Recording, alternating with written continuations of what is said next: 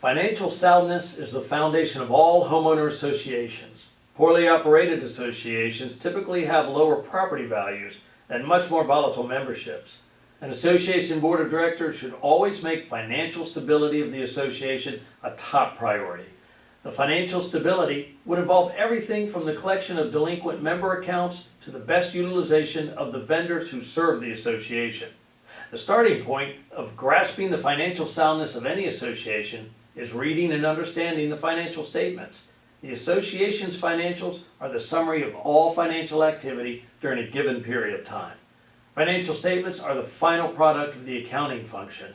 Most homeowners associations typically produce three primary financial statements: a balance sheet, the income statement, and the cash disbursement report.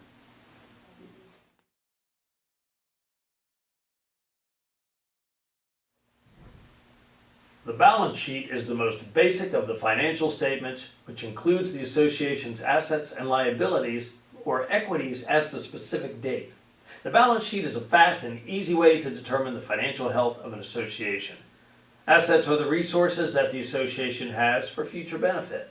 Assets include items such as funds in the operating checking account, funds in money market accounts, certificates of deposit, and possible capital equipment. Liabilities and equities are obligations to others. On a balance sheet for an association, liabilities and equities will generally be capital reserves and retained earnings. Reserves are funds set aside for future capital maintenance obligations and are thus liabilities. Retained earnings is the balance of net income less losses over the year the association has been in existence. Profits retained by the association, retained earnings are in an equity account. The retained earnings amount is not indicative of how much cash the association has, but rather represents how much in assets the association has. The second to last category on the balance sheet will either be the net income or net loss calculation. Net income is the total of excess income over expenses, while net loss is the excess expenses over income.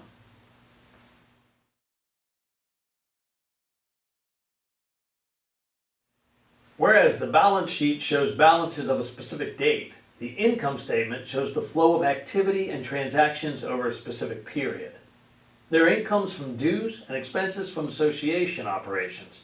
The income statement has two primary parts: operating income and operating expenses, with the operating expense part having subparts to better explain expenses.